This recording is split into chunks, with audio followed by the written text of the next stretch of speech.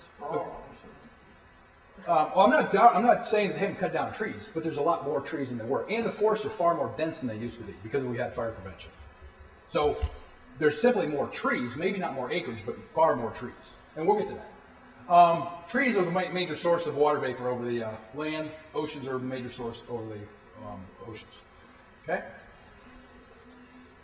This is one of the situations where they don't know what they're doing and they're just writing something. And when a scientist is just writing about what he's thinking, he puts it down and he's not thinking about what he's doing. But this is an example of, you know, when you're talking about a science, you typically look for controls, right? You want to be able to compare one versus the other one, change something here, and then compare what the change did. And so I was thinking, where can I find a control for an area where you have water vapor and CO2 and then no water vapor? And so I did a little research to try to find that out. Well, guess where it occurs? Down in Antarctica. The ocean comes across, it is very moist air, warm air, and as it goes across Antarctica, it loses all that water vapor in the form of snow, so that by the time you get to the interior Antarctica, there's no water vapor. And you want to know what happens when you get to the interior of Antarctica? You got some seriously cold temperatures. And you want to know what they point out? Say, the extreme dryness of the air caused any heat that is radiated back from the atmosphere to be lost instead of being absorbed by the water vapor in the atmosphere. So when they aren't making a case for CO2 or global warming, they'll tell you it's water vapor. Right there it is. You can go check it out yourself. They say the reason it's so cold in the interior of Antarctica is because there's no water vapor. There's CO2 there, but there's no water vapor. That's why the temperatures plummet. They'll even tell you that. Okay? The other problem they have is you've got parallel warming over both the oceans and land. Global warming doesn't heat the oceans. Infrared is absorbed in the very top layer of the ocean, a millimeter thick. Okay? The sun, the other parts of the spectrum, warm the lower oceans, and according to their own charts, they show the oceans are warming. And heat rises and doesn't fall. So you'd have to sit there and think, you know what? You've either got two phenomena going on. Something's heating the oceans and something else is heating the atmosphere, or the same thing that's heating the oceans are heating the atmosphere. I'd be willing to bet it's the later. Okay? Because once again, global warming doesn't impact, especially the deep oceans. Virtually 100% of the heat flow in the oceans is from solar radiation. Okay? And once again, the IR is absorbed in the top. It's called micro layer. Who said that? Whose quote is that? I don't know. You'd have to get the city. You can go do a quote. It's all over the internet. But all you got to do is take this quote, Google it, and it'll pop it up. Or it may even be linked in the presentation. Actually, you know, what they're finding right now is that there's a huge increase in CO2 in the water, actually preventing any heat being released from the oceans. In fact, that's been shown, you know, over the last 20 years.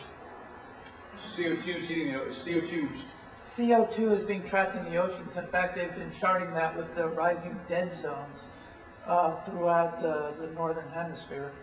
I haven't heard anything about that. That would be a totally different phenomenon from global greenhouse gas effect, though. That's trapping of the infrared. Well, whereas the oceans... It's trapping these CO2 emissions. Yeah, but once again, the infrared doesn't penetrate the oceans. It would have to be a different phenomenon. Okay. Once again, this is just, I want to show you the CO2 cycle, and what I want you to see here is since 1960, it's gone from 320 to 380, an increase of 60 parts per million. Now remember that number, and we're actually going to get to what you're talking about. Okay. Oops. Okay, 60 parts per million, increase in CO2. Okay. The ocean temperature has then increased by about 1 degree from 1960, about 1 degree. Okay? So we have the ocean increased by 1 degree, we have CO2 increased by 60 parts per million. There's something called Henry's Law. It's the diffusion of a gas in a liquid. And lo and behold, someone's done the calculation. How much CO2 would you expect to be released from the ocean if you heated it by 1 degree? Comes out to be 59.1. It's Henry's Law. It's like taking a pop bottle, putting it on a burner, and you see the CO2 shoot out of it. Anyone with a pop in here, shake it up, you'll see CO2 flies out of it. There's a constant that just explains the diffusion of a gas in a liquid, and it's inversely related to heat. As you heat a liquid, the diffusion of a gas goes down, so it releases it. Almost to the T. Okay. So that's what's actually, I mean, that's what I would say is going on. The sun heats the ocean warms up, and it releases CO2. It's a natural cycle. Why This- does the sun only give you the ocean in the northern hemisphere? We're going to get to that. Okay. That's the question you want to ask, though. Because why is only the northern hemisphere warming if it's global warming? What's going on? You'd have to ask what's different between the northern hemisphere and the southern hemisphere. Okay. Very good question, though. This is this carbon cycle. I just want you to understand how what we're dealing with here. Man produces 5 gigatons. 5. Okay? The oceans alone, with their normal exchanges, is over 20 plus times that. 100 to 115. This is a drop in the bucket. The normal variations of the oceans alone are 3 times what man produces. Just the normal variation. Trees breathing. How many people knew trees produce CO2? Well, that's oxygen. Respiration. Trees respire. They produce CO2. 40 to 50. 10 trees breathing and rotting and decaying produce 10 times more CO2 than man does. Man's a drop in the bucket. I thought they produce oxygen, trees. They do. They also produce CO2. And CO2. Yeah. In the wintertime, they have no leaves, right? Right. But they still live, so they have to breathe. Okay? This is Mother Nature when she gets angry. When she produces CO2, she produces a lot. Okay? You can just read through this and you can see that when Mother Nature gets angry, she produces more CO2, nitrous oxide, than you could ever shake a stick at. You could take it and build a football field 600 miles high. I'm willing to bet you could stack every utility plant ever built on top of each other. It's not going to reach 600 miles high. And this is one volcano, for gosh sakes. Okay? One volcano produced a year without a summer. Okay? Now, when we're talking about the thermometer, right? You start to think about, well, when you do a study, Paul, I'm going to probably run out of time because of all the questions. But when you think about thermometers, you sit there and say, okay, well, why don't we go find the longest track record, a continual track record of the thermometer data in the northern hemisphere? That's what I would do. Well, you go to Albany, New York, right here in New York. The longest continual track record of a thermometer measurement of temperature comes from Albany, New York. And you know what you find? In 1822, it's 49.2. In 2005, it was 49.2. And you're saying, wait a minute, Internet Skeptic, you're cherry-picking data. You're doggone right I did. Okay? But I'm not going to stop there. I go and I download all the data and I run a regression on it. What do you think you get? You get a negative slope. Temperatures on average, according to the longest continual track record in the northern hemisphere, Albany, New York, shows that temperatures have actually fallen over the last 150 years plus. Don't take my word for it. Do the data yourself. Well, the last 5 hottest years have been within the last 10. Sure. This is in the last 10. Well, yeah, but I mean, this is... That's my whole point. According to what chart? I can show you the actual data doesn't support that claim. That's why I'm saying it's such a bad theory, because you shouldn't be able to say according to whose data to say, okay, I justify it. This is the most accurate stuff you can get. Here we're going to take a look at what NASA says. Right? Let's take a look at what NASA says. NASA says, this was back in 1997, okay? Recently, much scientific debate has focused on the global temperatures of the Earth's lower atmosphere. The lower atmosphere, as measured by orbiting satellite. Now, remember, this is NASA. These are rocket scientists. These are people who don't play around, okay?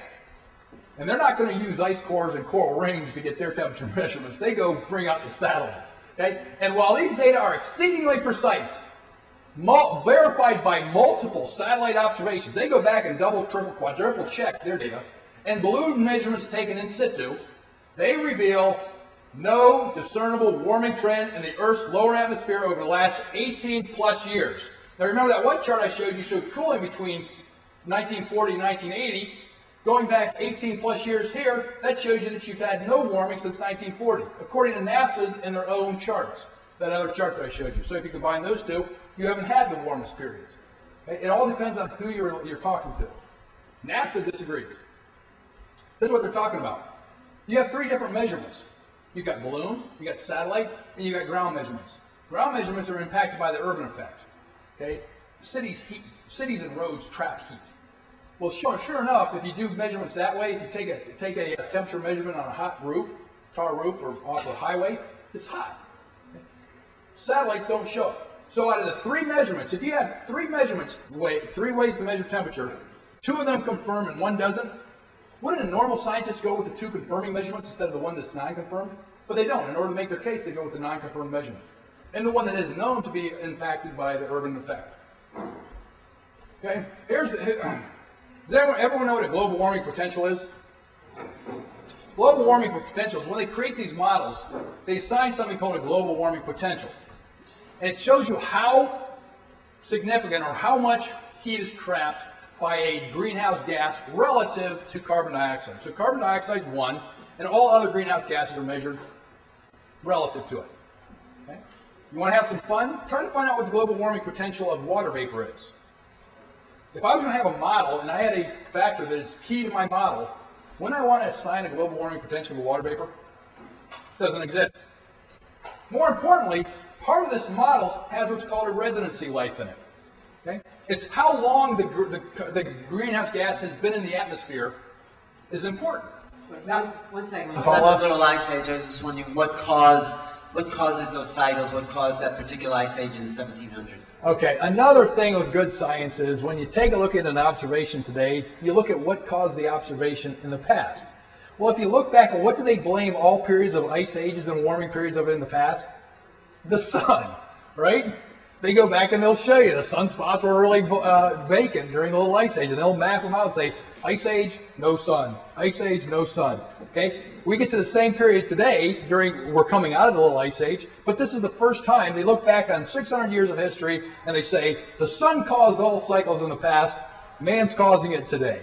That to me is once again junk science. You know, because typically you sit there and you have to rule out, you got the tyranny of the status quo, you have to rule out the cause that caused the past ones. You can't just simply come up with a new explanation for the new event. And that's what they're doing. I've shown you that the sun still looks pretty powerful, and if it's sitting at 11,400 year peak, I'd kind of expect this to be a little bit warmer, okay? And if you have a sun hitting record peaks, I would think you'd have to go with the status quo and say, it's probably the same as business as usual. But this time they've changed the rules. But the issue, can I just go back to the issue of population control? I realize what's going on in China is, pretty horrific. But again, the global warming thing is very recent. The whole issue of population control is really separate. And with the advent of modern medicine, population has exploded on the Earth. Since we're able to perpetuate life, to eliminate a lot of illnesses that controlled human population, it's way out of control. And it's, aside from global warming, we have to do something, but there are such things as positive population control. No one's talking about death camps. Well, may I interrupt you there? That's exactly, you have to, that argument works as long as your person's in office, but times change. Lenin was replaced by Stalin. Yeah, I know, I realize that. Bismarck was replaced by Hitler. It may sound like a great idea right now, but as soon as you get Kim Jong-il or the wrong person in power... We have to do something because we can't keep up the way we are. We just can't keep reproducing. Nature's going to take its course. We are doing something about it. As countries get richer, they're having less children, and the projections of population have leveled off. We're only going to go up to 9 million. You're speaking my language there, because I teach economics. The way to do it, the way to solve your population control, is by making everyone rich, because rich countries have far lower, and the way that you don't make them rich is by passing carbon taxes, okay? Because what you'll find is that as countries get richer, the number of children they have goes way down. And so if you want to really control population in a positive way, help spread wealth, help spell growth. Carbon taxes stunt growth. They would kill the third world and they put you in a far worse situation. The carbon taxes, that's a separate issue because we have to get away from fossil fuel, period. That's just, we're running out of oil. It's going to be over with. They made that claim in 1880, 10 years after they discovered oil in Pennsylvania. Jimmy Carter told me I had 10 years left of oil when I was a little kid. Scared me to death. It's still a finite source. We really need to do something else. I think if you look at the grandness of nature and the abundance of nature, today we're living in a system that instead of looking at irresponsible fiscal policy, the masses are being made to bear the brunt of an inability to work with the grand sweeps and cycles of nature. As an economist, Bob, and a portfolio manager and a conscientious person, I know you're not given to conspiracy, any kind of evil plot afoot. Can you give some idea of what these taxes mean? Because this is how you came up with the global warming work that you do through your modeling, Sure. through portfolio investing. Sure, and matter of fact, I went to recently one of the events down at OSU was just on that topic. And this Professor Keeler from the John Glenn School gets there and he talks. And they talk about these carbon taxes.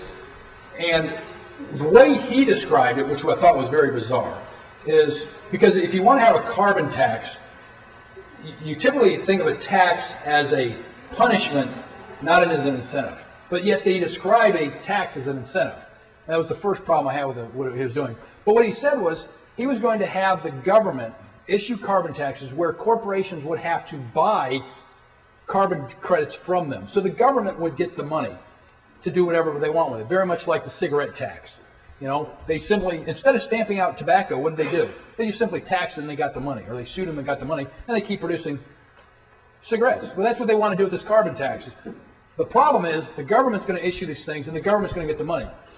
But there's no solution that they offer that, okay, the government gets all its money. What are they going to do to stop global warming? They give no explanation whatsoever. Dr. Keeler at Ohio State, you want to know what he wants to do with the money from the carbon tax? Pay for the entitlements. And I asked him, what the heck is that going to do for global warming? You're going to tax this and pay for entitlements. Where's the connection between stamping out global warming? So right there, he kind of shows his cards that this is really a way for us to raise money. But more importantly, if you really wanted to do this right, and Europe does something like this, you would issue companies. You would give them the carbon credits. Then what happens is the most efficient companies wouldn't need the credits. They could then sell them and they would be given more money. So by properly implementing a carbon tax or carbon credit, you would have a natural built-in mechanism to make companies more efficient and less polluters, because the ones that polluted less would be able to sell the credits to make money, and they'd be able to expand. The inefficient ones would have to spend money on those carbon credits, and they would have a competitive disadvantage. That would solve the problem. The solutions that they give just simply gives more money to the government. It's just that when science is so bad, you don't get a feeling that they're going to do anything constructive Yeah. with the money. And so you've got the aluminum dumps and the fluoride and Sure. the horrible cancer that exists around these toxic waste dumps. Yeah. None of that is addressed by fixating on Sure, carbon, exactly. And carbon dioxide. the best example is what they've done with the tobacco tax. It did nothing to solve Actually, tobacco. that just assumes that these companies don't also have a political agenda. I mean, if you take a look at car companies, for example, you know, you have Japanese companies who are moving forward closer with hybrid cars. Actually, there was some talk for a while about solar fuel cell cars. But then you look in comparison to something like Ford and Chevy, the same problems that they're having now with these behemoth, freakishly large automobiles are the same ones they had in 1980. You know, their sales, you know, went way down because they didn't, conform to, you know, the realization, you know, about peak oil, which the United States hit in 1972. They just kept on going, and they've always been, you know, the, you know, flag waving for the Republican Party. So I don't think you could separate those companies from a political agenda. But what's happening to them? The market's taking care of that. Toyota's kicking their butts. Honda, Nissan, they're kicking their butts. Right, but Ford has been gaining corporate welfare, you know, for God knows how long. They're still going out of business, and Toyota's capturing the market share. Market share is what you got to be worried about, right? Also, Right, but they still bring in, I mean, billions of government dollars a year. But Toyota's producing more cars. I mean, the market's handling that issue. Right, but you know what you're saying is that if you put a CO2, a carbon tax, that's not going to do anything. Well, if you penalize the countries that actually are creating the most problems, you know, the United States, you know, the European nations, and that, I think that's where a carbon tax would actually make a lot more sense. Well, don't get me wrong. I didn't say a carbon tax wouldn't do anything. A carbon tax, by definition, is going to raise the price of products to everybody. Okay, your food's going to be more expensive, your car's going to be more expensive, your gas going to be more expensive. It is guaranteed to decrease the quality of your life. That's what a carbon tax is going to do. Right, but I mean, let's stop creating the carbon dioxide and let's go. But my point is, and, you have to sit there and say carbon dioxide is the problem, though. To me, you're barking up the wrong tree. If you're going to try to do something like that, do something with a positive impact. You can remove as much CO2 as you want, and you know what's going to happen? The ocean's going to release it. Mother Nature determines the balance of CO2, not you, not me. And we could pull it out. Mother Nature will release it. You It's said, Henry's you law. said the ocean is like the hemoglobin. Yeah, the oceans are like the hemoglobin of the ocean. Henry's law defines it. If we produce too much CO2, the oceans absorb it. Turns into calcium carbonate, becomes coral. Okay, well, we're still talking about a fossil fuel-based economy, and the gas prices are going through the ceiling, and that is driving up the cost of everything. You know what gas costs in England? It's about $8 a gallon. In Europe, it's about $9 a gallon. In Israel, it's $7 a gallon. In Iraq, it's 39 cents. Venezuela is like 17 cents. Yeah. It's not that bad, it was worse in the 70s and 80s. Well, Yes, it was. Exactly right. Since the Iraqis are being forced to sign over their oil rights to us, They haven't signed it to us. They're signing to corporations that we allow to go over there with mercenary armies. Actually, I think what's going in Iraq, and I think that's worth watching, is what they're doing is they're privatizing those oil fields so that every Iraqi is going to own them. Those are going to be. Actually, already Halliburton, British Petroleum, who else? That's Well, but the people who are going to get the oil revenues will be the Iraqis, and that could be very That's never going to happen. Ration, who gets what? The Kurds Yeah. get this, they get this, Yeah. they get that. Because those oil revenues are going to go to the people. And to me, I think that's a great system. That would never happen. The reason why, that would be assuming that, the reason why we went in was to liberate them. That's bullshit. It's insane. And even, We didn't come here to have a discussion of every problem that ever existed. I paid $25 to this hear is the like one of the speaker, worst, not a discussion of Is every there political anything problem. that you would like to address? Any final questions? Because I said that we'd wrap it up at 9:30, and it's just slightly after. well, I do think the global warming thing is tied in with the oil industry. And, okay, maybe if you have a point that, the global warming is not caused by CO2 emissions, we still have to get off of oil and fossil fuels, even if it's not the problem that you say it is. That's exactly right, but that's a different argument. And I think what they're doing is they're using that argument to push this. They just throw one thing in what global warming is. It's like everything else in the United States and France. I'd like to They make try to create ignorance and they perpetuate fear. So you Come up believe here, their Josh. need and you do anything and everything they tell you to do. Could you just address the This is a country that's running scarce. by having How else do we get a war in Iraq? by having to limit our CO2 use, we completely jack up the price of. I mean, we're going down. We're trying to solve a problem, going down a path that has nothing to do with the problem. Sure, that's my point. It's barking up the wrong tree. It's pouring good money after bad. How many years the church told you that the sun was, everything rotated around us? Or we're a flat Earth. Yeah, and look what they did to people that questioned it. Sure. Because it was convention theory. And Well, I it know was what- all made so that establishment stays in order. I know, but look what they do to people who go against corporations in this country. And corporations, by the way, are not a natural thing. They have no right donating any money to any political candidates. No, they're not people. They have legal rights of a person. You mentioned that. And that's what's wrong with our country. You mentioned that physicist from Harvard, Baluna. Sally Valunas. I was very impressed with her, but she didn't follow up. And so I'm going to try someone else, Richard Lindsay, right here. If you get an opportunity, go to YouTube and watch this Sally.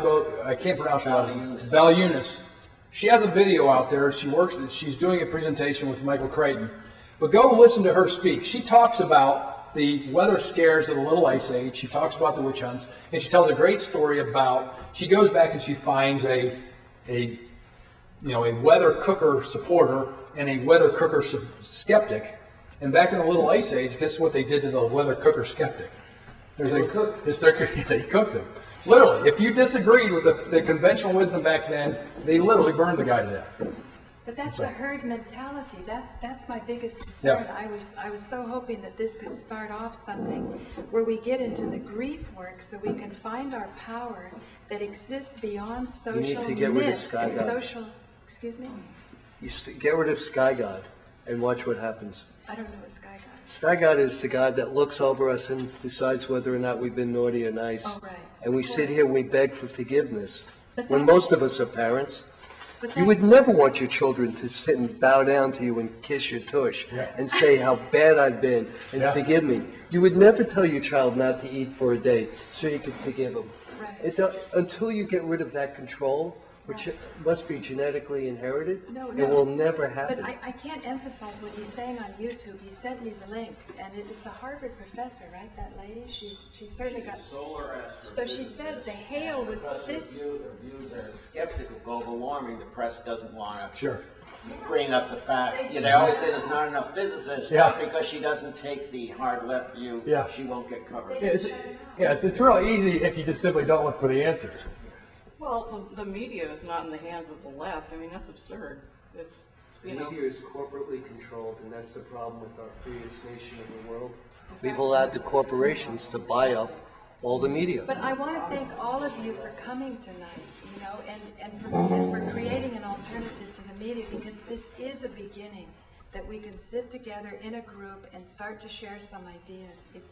It's important. The Internet's going to destroy the media the way we were raised with it. I think Josh has some final remarks to make, and then I No, think we I should... think it was, very revealing tonight, and I think we should consider the source to begin with. I was just thinking way in back of my mind who Al Gore really is.